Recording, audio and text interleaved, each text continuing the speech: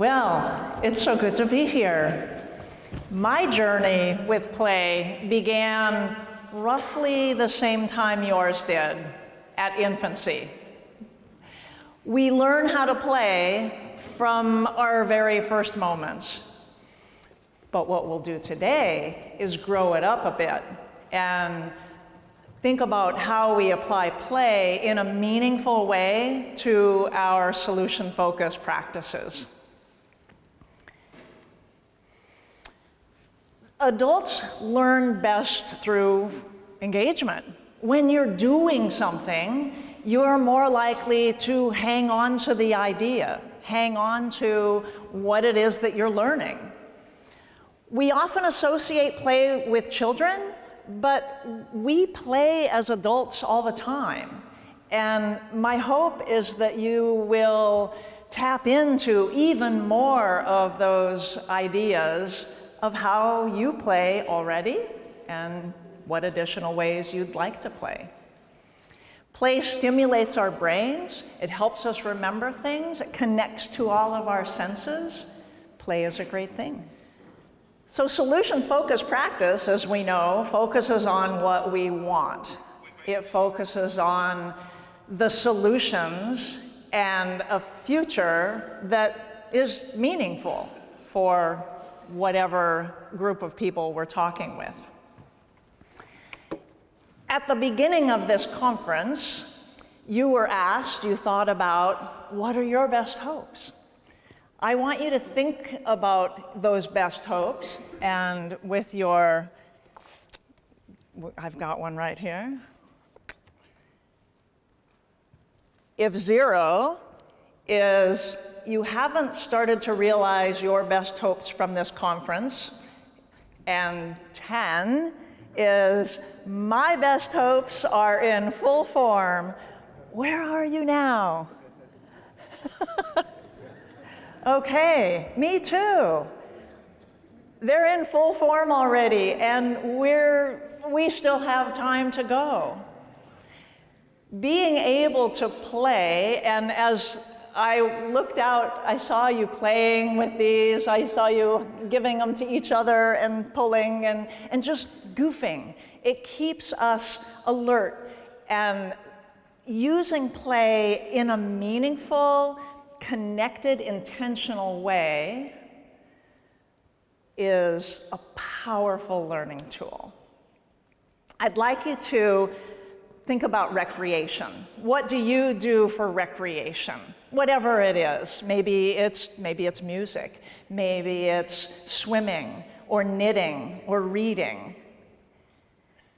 And I want you to reach out and pick up your magic marker. It's magic because it's colorful, of course, but also because it's invisible. So pick up your magic marker, and we're going to draw the realization of our recreation and ourselves at our best. So for me, a mountain, and I'm hiking. There's my hiking boots. It's a stick figure. I've got a water bottle and hat, and it's probably sunny with some clouds, and there's trees and flowers around. All of my senses are engaged because I can smell those trees and flowers. I've got snacks in my fanny pack, so I can taste and I can drink my cool water. I'm seeing beautiful things. So take out your magic marker and draw your recreational miracle.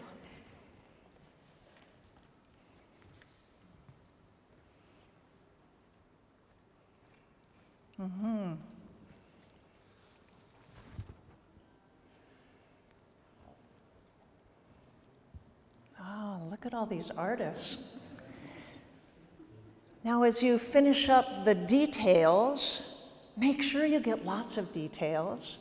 Connect to all of your senses, and then just turn to your neighbor on each side and tell them one thing. As they gaze at your drawing, tell them one thing about your drawing.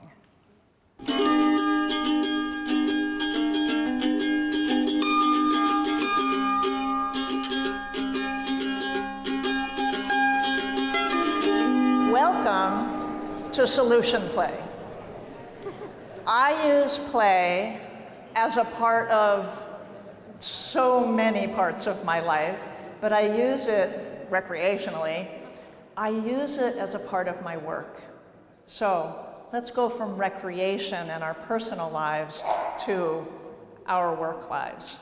So solution play, what is it? It's a fusion of solution-focused practices, our thinking that we have that's unique, and intentional play.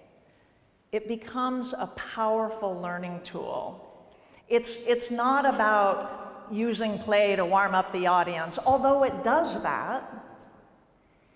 It's about choosing an activity that specifically reaches the intention that you have, to scale something, to experience joy around something, to make some kind of a shift. So thinking about play in the ways that are useful in your context. My training center, Solution Play Training Center, began as my professional life as a solution-focused play therapist. I work with children, I work with families, and I train other therapists who are working with children and families. As I train those people, I play. We will do improv games to solidify a principle. We will have some movement exercises to introduce something that I want to introduce. I'll have people pick up toys off of the tables and create something that might represent their future, that ideal future. So I want to give you a little short video that I made about a family and how I use solution play with them. I'd like you to imagine a scale of 1 to 10, with 10 being your family at its very best, and 1 is the opposite, the struggles or difficulties that brought you into therapy.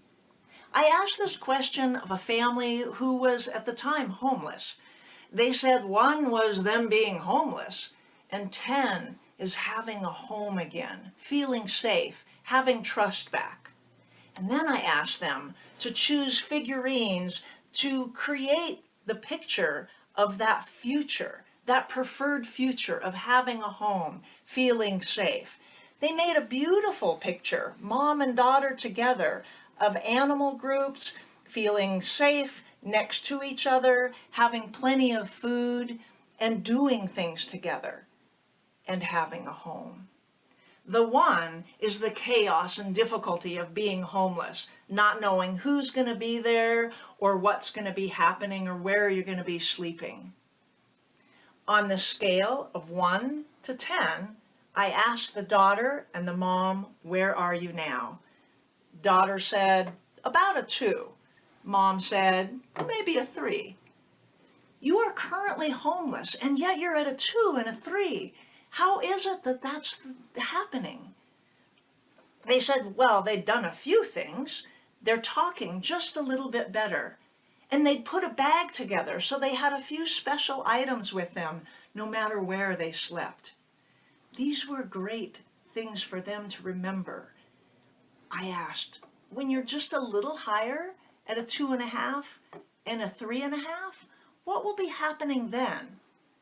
The daughter said, "I know I'll be at a 2.5 when we have a meal together." The mom loved that idea, and they started planning a meal together.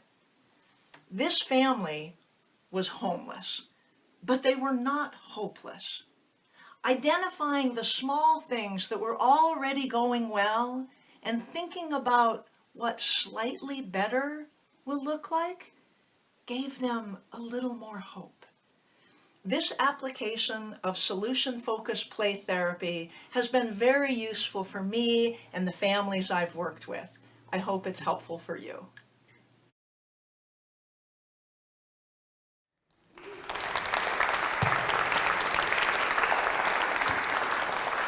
So why does play work? Play stimulates our brains. Neuroscience tells us that play activates regions related to creativity, related to memory, and we generate more ideas, and ideas stick. I use sticky notes. You probably do too. I had a pile of sticky notes that I took to an assisted living center to talk with the staff, the nursing assistants, the cooks, the cleaners, all of the people. It's a hard job. And I asked them to write down one thought per sticky note of what was working, what's already working. And then they were in two sections, so there was an aisle down the middle of them. And I said, now I want you to bring your sticky note and put it out in the aisle. And as more and more came out, they were all different colors, they paved a path of what was working. And then I asked them to add one or two more of things that they'd seen other people do. What have you seen others do in your facility that's working? So we used sticky notes to make an idea stick, to figure out what was already working, what they wanted more of, and I suppose it might have been a little more engaging than some of their staff meetings. I've been to a lot of solution-focused conferences and workshops, and I have seen I have seen others using play in meaningful ways. Whether it's passing a marble through tubes so we can get to a destination, or using resource cards or miracle cards, we use play already in our work. I thought a lot about play when I was in South America recently on a couple of humanitarian clown trips. As I donned my clown nose, I walked in to hospice centers, and my bubbles lofted in the air, and weary arms reached up to pop them.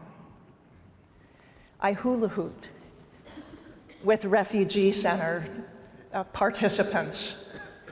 I went into a chemotherapy treatment center, and I had a shiny, bouncy ball, and as I bounced it to my tethered playmates, they caught the ball, usually. Sometimes they missed the ball. It changed their experience of that day anyway. It changed their bodies. It moved their bodies. It engaged their senses. I would like for you to talk about, for a few minutes, your own applications of play. I'll give you about 2 minutes to chat about your own applications of play in whatever your context is. Because play, for a clown, is bread and butter.